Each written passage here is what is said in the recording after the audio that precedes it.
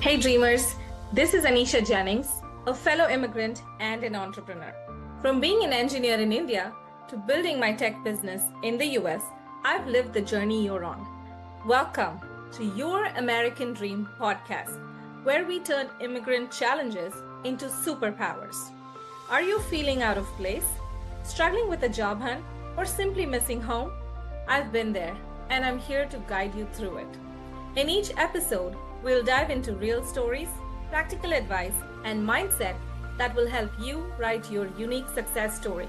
From navigating cultural differences to building a purposeful life, I've got you covered. So if you're ready to turn your immigrant experience into your greatest strength, let's dive in. Your American dream starts now. Welcome to Your American Dream. I'm Anisha Jennings, and today I am so honored to welcome Ritu Chopra, technology executive, entrepreneur, executive coach, best-selling author, award-winning filmmaker, and international speaker. With more than 25 years of experience leading enterprise technology initiatives across Fortune 500 organizations, Ritu specializes in cybersecurity, AI governance, ERP implementation, digital transformation, and technology strategy. Throughout her corporate career, she has become known for her calm leadership, strategic clarity, and ability to guide organizations through complex change. Today, she mentors emerging leaders through her personal mastery framework while building technology solutions that use multilingual learning and AI to empower communities globally. Her work bridges enterprise leadership, storytelling, innovation, and spirituality to help individuals and organizations thrive in an evolving world. Welcome, Ritu. Thank you so much for being here today. Thank you, Anisha. So honored to be here. Thank you. My pleasure. So, I gave a very brief introduction about the work you've been doing for so many years. So, I want to allow you to introduce yourself and tell us about, your early life and your move to the US and your transition and where you are at now. I know it's a lot, but if you can summarize that for us, that would be amazing. Absolutely. So I would say a teenager or a young adult in 21st century. And when I was growing up, I think we didn't had as much technology at that time. Yes. I remember having so many newspapers being delivered at home as my father was a very intellectual man, attorney, and was very much involved in writing publications and things. So I have seen the changes, not only raising my own children, but the younger generation going up with the, devices in the palm of your hand. So you are born into technology. So my early journey was a lot of guidance that came in. You have to seek it out. You have to know it. You have to be mentored into it. And I was so fortunate. My father was an intellectual man and he was my mentor. Credit a lot to him in my early years. Maybe it was the universe's design or whatever we might want to say it. We were sort of on a journey where he passed on a lot of wisdom in my early teens. And the opportunity I received to be able to go appear in court with him as being attorney in my teens. And I would borrow the coat of my dad's assistant and appear there. It was such an exposure that looking back, as you said, my early journey, looking back, things that I learned really had set very good foundation in grounding to grow. And when I came almost 43 years ago to United States, right after my college graduation, I found myself totally isolated from my known world, family, friends, and everything that you knew. And it was kind of in a uncharted territory. But I was very confident always that I remember because of the education and upbringing that I had received, I never felt that I'm confused or I don't know what to do or so, but it was all new. There were no go-to people. There was no circle network in the new surroundings. So as you said, that how it was coming here, I had to learn everything. Absolutely. Adapt, learn, and then kind of continuous your journey. Yes. Something that I would like to share with listeners are that no matter what our dreams are, we evolve through those dreams. Mm. When we look back, something that we really wanted to do when we were 20, maybe 20 years later, they don't mean anything, Yes, yes. right? So my story is no different there. Something meant very much. And then as you grow, as you start looking into the practicality of it, they don't mean much. You're better off having that something as a hobby or something of interest, but not a profession. But my Yes. profession changed. I was, after my business graduation in business school, I was entering law school when I got Mm. married and moved here. And I had to redesign everything for Wow. myself. Slowly, the journey that into the unknown, I found myself at the turn of the century getting into IT. And I fondly say, Anisha, I have worked on the machine, the size of the ATMs, Yes. Y2K to AI. My Yes. journey in IT is beautiful. I had love and hate relationship with corporate America. And I say that fondly Yes. because being in Fortune 500 companies, working with C-suite, I had the privilege of learning best of the best methodologies. Mm. But my heart wasn't there. I wanted to run away from technology. The more I tried to run away, the deeper it pulled me back, Yep. right? So I had been a writer. My first book came out in 2001, then 2008. And most recently, very proud of the women leadership in 21st century. This Beautiful. was after COVID. I found that many talented women who found themselves at the top of their career, who found themselves out of workplace, Mm-hmm. were opting to go into early retirements. To Right. me, it was kind of a loss to younger generation. I found that this is the 30, 40 years of outstanding experience they have. They should be mentoring younger generation. Right. Right. And this, if they go into their retirement sort of hiding, this would go Mm. waste. So this book is a call to action for women of my generation, baby boomer, or wanting to retire, is to women giver of life and nurturer of life. We have the ability, the emotional strength to bring everyone to the table. Yes. And in our chaotic, disconnected world, in a hyper social media world, that skill is so much needed. So, Yes. women leadership to me for this book is not about titles. Mm. It's a very holistic approach to step up, to bring everyone to the table. Yes. Yes. Have that dialogue, have that conversation, because we, as being technologists, that you understand that we have stepped into the fourth industrial revolution in digital economy. Everyone must participate, play a role. The cost of living is higher. No longer a single income family can be successful financially, Mm-hmm. so everyone has to contribute. We're not going back. Right. Right. Right. So here, especially the women who were choosing to opt out from careers, I thought of that. How do we tap into those kind of talents to bring Right. everyone to the table, mentor younger generation, lead them into the world where they need help? Not Right. they are not smart; they're brilliant young people. Yes. But my take here is that we have given them a chaotic and a very difficult world to grow into, Mm. Yeah. or multiple challenges. And also, as speaking on that, is that I am not against in any way the good old golden rules of leadership, 1950s or 60s or last century. They worked then. Mm-hmm. Yeah. Today, the world is facing new problems. Absolutely. And the younger generation has inherited those problems, Correct. Yes. right? Yes. So the strategies, the leadership strategies of yesterday cannot work today. Yes. Makes In some sense. ways, yes, but they cannot provide solutions for today's problem. Right. Right. That's where this comes into raising and creating conscious leaders of tomorrow. So Beautiful. everyone has to play a role. And because the title suggests the women leadership is that a call to action, as I say, for women is to bring everyone to the table. Yes. Take that Yes. lead role. Holistic leadership doesn't require a title, Right.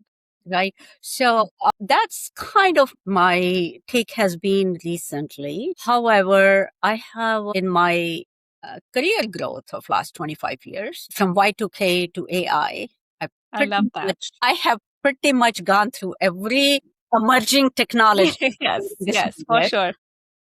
And people ask me, how did you last that long? Yes. Yes. I don't That would be my know. next question, actually. I don't know.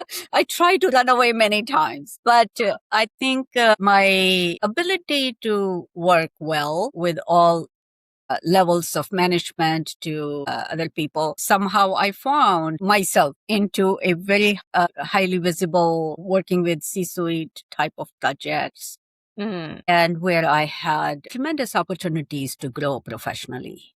right. Right. Right, the strategies that business world has to employ Yes. with the high stake projects, and how do you navigate, some of my colleagues would say, when you are thrown into the among the sharks, you have two ways to navigate: either you sink or you swim, Yes. Yes. and you learn, Right. right? So I think I survived. And doing a great job too. Look at you. I survived. So, but yes, I think along the journey, some other things have become important. Mm-hmm. Mm-hmm. I have done my duty as parent. So when you get to a stage, to me, creating a legacy, giving back, helping others, mentoring others is equally important. Yes, yes. And we need that. We need that because, like you had mentors, the next generation needs mentors. And Yes. that's kind of my objective through this platform is to provide that for the next generation. So it needs to keep going, which is It sure amazing work does. that you're doing. It sure does. So I would say what my father had set the foundation for me. And even though I moved here, I still always looked for how to find mentors. And something interesting that I want to share. I was raised by an intellectual human being who didn't say things like, do this. Right. I adopted from his behavior, how he was interacting, how he would handle things. So that was a very good learning experience. So when I moved here and those interactions with father were no longer there at a frequent basis. And even if there would be a conversation, it would be more of well-being and more Yes, friendly absolutely. conversation, right? So the in-person interaction or observation was not there. Right. Something that I had always looked for is seek out people or seek out advice. Mm-hmm.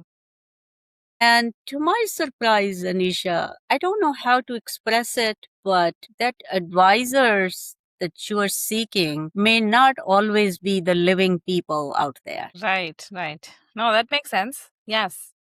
right? Yeah. So you look for literature, you look for how the famous people have problems or Yes. created legacy or what you learn from them.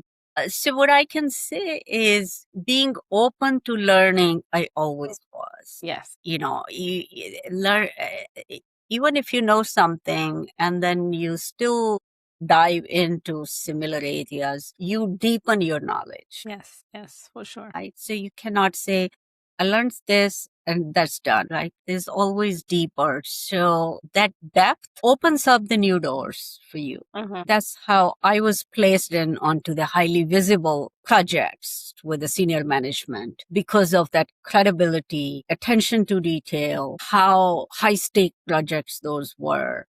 Right. So the trust given, placed in me was valuable to them, and it was valuable to me. Absolutely. This is very hard to explain. When you are in that stage, you don't see that strategy. I am doing this because, and this is how it would result. Right. Right. You just do it. Yes, absolutely. You can only connect the dots backwards. Yes, yes. It's a decade later, then you see that. I see what took place. Mm-hmm. Mm-hmm.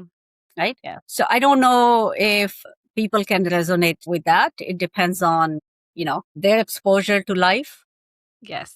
Yes. right? But being open to mentorship is equally important than mentoring someone. Absolutely. Absolutely. And that's how the learning continues, right? Like only when you are able to learn and know more than where you were, that's when you can share your experiences, because it's not about comparing to somebody else, or it's more about your own growth and comparing yours now to your past, and then you where you want to be in your future. So then you make those moves. So absolutely. Yes. Other areas are when you are early in your career. So say when I was early in my career, things were different. Yes. Now we are in a pure tech workplaces, no matter where you go. And the recent rise in AI and robotics Mm-hmm. and the younger generation coming out, the recent graduates, in some areas they might find challenging, in some other areas they might be excited. So, Absolutely. right? So there's a combination of things. So for mentors also, they have to be very careful that not to take away from what this younger generation is capable of. Yes. So kind of two ways treat, because they are grown up with technology. They Absolutely. know technology at heart. Yes. However, there are some other aspects of growth that younger generation has missed out, Yes. Yes. right? I agree. So there is for both mentors as well. They have to be not just say this is how you should lead or Yes. or act. No, it's kind of understand them first. Yes. Yes. Absolutely. Yes. So you have seen so much in technology, right? I love that you say Y2K to AI, because I remember Y2K. I was probably in school at that time, and everything was like, oh, it's gonna shut down, the world is gonna explode kind of situation, to now here we are in the AI phase of another explosion, right, of AI. So what are your thoughts on, like, there's a lot of people both ways to it, right? Some people are like, oh, I love this. I love how much it has helped me in my work. And there are some where the cybersecurity issue of it and the AI, like the challenge, like of looking at it as something that can replace so many things. So talk to us a little bit about, using AI ethically, and also with the cybersecurity issue. Like, how do you help yourself? How do you keep yourself safe while still being able to use AI? These are good questions. So I want to step back a little bit at the turn of the century. Talk to people who signed up for AOL. You got mail. Yes. Their face would lit up, right? Yes. I still see like very few people who still have the AOL even. AOL. And I'm like, But oh, okay, you still have that. And even like Yahoo, for example, there's very few people who use Yahoo now. yes, so you got mail was some kind of a pride Yes. that I'm using technology. Yes. Yes. So now we have come so far. When I remember when online shopping was becoming popular, Yes. right? Amazon came in for selling used books to Amazon is a household word on the planet, Yes. Absolutely. right? So I have seen all those stages of technologies grow. The part of the corporate technology teams, I have been from the very beginning, from Y2K to now, in emerging technologies, and that was very intriguing to me. And I stayed connected to networks, to think tanks, to learning myself. I'm not learning programming or things, but learning about the technologies, Absolutely. how they shape. So you see that the shopping to reading to education to entertainment. I used to remember that little nanopod that I Yes. would move it in the car and listen to the ebooks while Yes. driving to work. Hour and a half, 90 minutes each way. So I'll be listening to ebooks from to where we have come to, right? When YouTube came, right? To the growth of Huge. all these technologies and how people's behaviors, habits have shaped, how e-commerce have impacted. Mm-hmm. Mm-hmm. I remember people were really annoyed to use debit cards online. buying books, etc., online, using your cards, to we don't think of it twice. Absolutely. Now you Yeah. have the chip, you just Swipe. swipe and done. Yeah. So the behavior change that has taken place with the technology Uh-huh. to this stage where we are. And here I talk about in this book a lot about the fourth industrial revolution, because it's the 21st century I'm talking about. Right. We are into the digital world, digital economy. It's not for younger generation only. It's for everyone, Yes, it is. right? So we have crossed that threshold, Anisha, and there's no turning back for us. Absolutely. Yeah. Just like we crossed Y2K and there was like, okay, this whole explosion, that's kind of where we are at with It happened. AI now. Yeah, We it were happened. alive next morning. Yes, it's too funny. Yes, we were just fine. But it Yeah. was lot of unknown. Yes. So Yes. from those unknowns right now, even though we have some unknowns, every generation faces some unknowns. Yes. But something that I talk about in this book quite a bit is that at this stage, is this third decade of 21st century, we have six generations in workplace. Yeah. So the baby boomers, then maybe some people around 70 or so still working, either by need or by choice or however, and the entering workforce generation of 20 something, 18 plus, right? Yes. So we have six generation in a workplace. Their work ethics, their learning, their attitude towards life, their attitude towards work, their understanding of current issues, Yes. the workplace structures are so different. Absolutely. But when they come to a workplace, maybe four or five generation or three generations are working in an industry, it is difficult for employers as well It is. into sure. a pushing out the same technology to all different Yeah. generation with all different needs. So I had a lot of exposure into learning technologies, learning management systems as well, where it's not as easy to train workforce. And that gave me some more perspective looking into human behavior and the role of technology. Right? It was a good perspective and a good way to kind of explore those areas. So why I'm bringing this up is that no matter how an individual feels, Yes. but from an organization perspective, they are not going to or not have the flexibility to cater to each generation differently. Absolutely. Yeah, that makes sense. Right? So the technical platform is rolled out to all same way. Right. Right. Then it becomes the mentorship. How do Right. you come? How do you help each other? Mm-hmm. The baby boomer millennials have different learning style than younger generations, so that's the collaboration that I also talk about here quite a bit. So we are currently in a world that to be successful, either we are in business or job, the collaboration is a key for success for everyone. Absolutely. Yes. Right? In that interactive, integrative, technical world that we are in, we are interdependent more than we were 25 years ago For before sure. Y2K. Yes. Yes. For sure. I love that. So I think that's my journey. And then if you have anything else that's might be of interest to you, I'm okay to answer. But I think Yes, for sure. So we'll take a bit of a detour and go back to your life and how you handled it. So technology, right?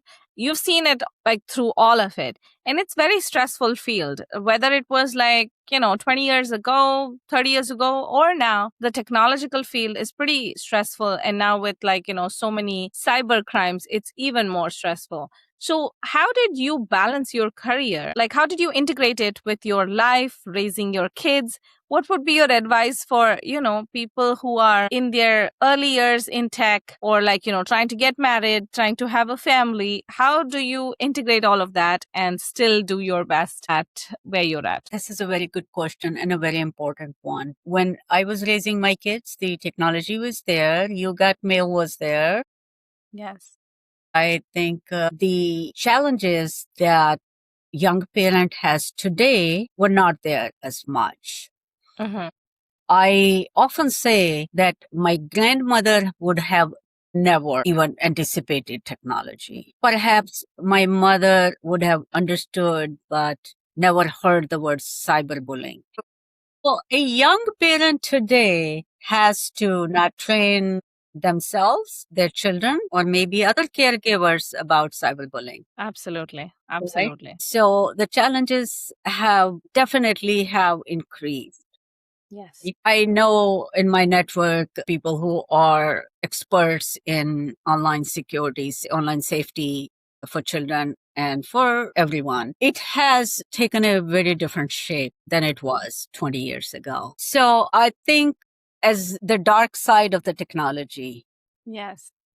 right? A young parent needs support and understanding. And at the same time, they should not forget that if grandparents or other family members are children sometime, which I have learned from experts, children sometime are smart enough to fool grandparents. Yeah. And grandparents trust that child is in the other room or right here and they are safe. Right. They're not. Right. They're not. Yeah. Right?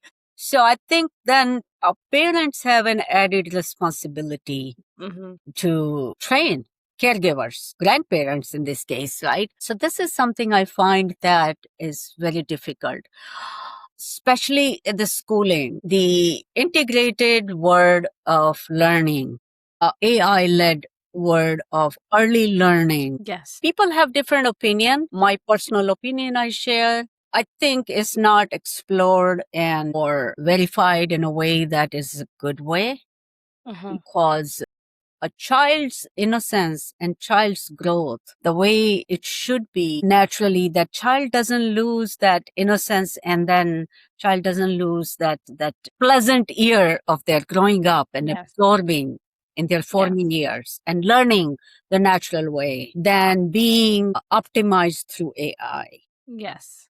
Right? Yes. So that's personally I feel, but I'm not an expert on child psychology You're an expert on so many other things, so or we'll child spare you that. education. But this is how I feel, that it is too much burden on a young mind. Yes. Yes. For sure. Right? It's so many things you have to worry about. Oh, should I let my child watch this? Should I let my child use this? Can I just let my child play outside? It's just so many things. There's so many things. So young parents are finding much more challenges that my parent had raising their children, Mhm. or I had those types of challenges raising my children. So, but that technology is here. Yes. So what we have to do is understand what kind of support needs to be available for young parents Yes. and young children as well. Absolutely. Right? Yes. So that has drastically changed. So it's not one person who can say, I got A to Z, all the solution, here's a handbook. No, it's a collaborative effort now. Absolutely. Right? So I think a lot of work young parents have to do now than my parents did. We came home, we played in the park. We came home when we got hungry. Yes. Right? Parents didn't worry. Yes. It's not the case anymore. Yep. Yep. So, how can we deal with this challenge of, with the young parents that we are, okay, now my child wants to eat, he's going to sit in front of the TV or she's going to sit in front of the TV. And this device, like, handing a device to a child, how do we, like, make it in a way where it's good for the child and still like safe? Yes, I have heard, I am not a child expert, but I have heard experts and I have heard other educators limit time. Be Yes. engaged, give them outdoor opportunities, be with Absolutely. them. We as parents also are addicted to the devices. Absolutely. Not bring your devices to the dining table. Right. Leave them, not look at them as frequently. So because children are adopting parent behavior. Yes. Right? It doesn't matter which culture you are in, everyone agrees to that. So we also have to monitor our behavior, limit our time, especially among young children. And a lot of people in corporate careers, I think people agree, experts agree, when we have these mobile devices in our hands, we are expected to respond Absolutely. Oh Any my gosh. Yes. there has to be a balance. It's not a Yes. work-life balance. It's not, It is not. It is not. right? So there No. has to be a cutoff time, Yes. right? Yes. Boundaries. We have stressed ourselves with that kind of expectation. And in order to be, I would say, very mindful and allow that kind of family time, Yes. Yes. Absolutely. right? So, with all your experience so far, right? And you also mentioned you do speaking, you have so many books, you have had this beautiful career in technology, raised your beautiful children. What would be your advice today, right? Like one takeaway, one thing that stood out most to you in all these years that you would like to pass that on to the next generation and say, here is what I wish somebody told me when I was starting. What would be that for you? I like your question. I think what I want to say is to people, either you like your job, love your job, or it's just a paycheck. It doesn't matter. You're qualified to do that job. That is a job. But then find your belonging, your calling. There's something in your heart that makes you feel alive. Yes. Have that passion inside. So then when you find that, it doesn't matter the job you love or you don't, or you just like it, or you just do it and you're okay with it. It doesn't matter. But you have that some inspiration inside you. The time will come as you keep nurturing it, as your job goes and your children would grow up and they see that Yes. because it makes you feel alive. Absolutely. And that has been my journey, I love that. right? So I write because the writing gave me a expression, the intellectual expression to a belonging, the participation in all of that. The job had its own place. Absolutely. Yes. But job should not be your life's purpose. Correct. Correct. I love that. I love that. Right? And what I would tell young people is that find little time. Yes. To find something that gives you an opportunity to grow. Yes. Grow as a human being, grow as professionally. Because at sometimes those things come together. Absolutely. I agree. I agree. Because just looking at the things you've done, right? Like you're a speaker, you're a writer, you're a filmmaker, you have done so much. And I'm sure that's because you had those callings in your heart and you wanted to pursue something that brought you joy. And it's possible to do all of that if you know your why behind why you're doing it. Yes. And certain things like film. I never stepped into a filmmaking class. There was an opportunity in life where I met a very high ranking woman from United Nations Women Org. The conversation took place one to another. And I said to her that somehow I believe people are visual. Some message expressed visually lasts lifelong. It's embedded in our psyche more than you would read a book. Book can be written very well. It would be on the shelf. Nobody would read from page 1 to end entirely and remember everything. But a scene from a film, sometimes people remember it. Absolutely. One little scene that embeds in the psyche. And this was the conversation taking place. And as our conversation ended, she had convinced me pretty much that be the voice. So I think that's what, and then I learned everything to do documentary films. Right? Wow. Wow. So I took lessons. I found mentors. Beautiful. I found everything. And then everything falls in place. It takes Absolutely. effort. It takes effort. Absolutely.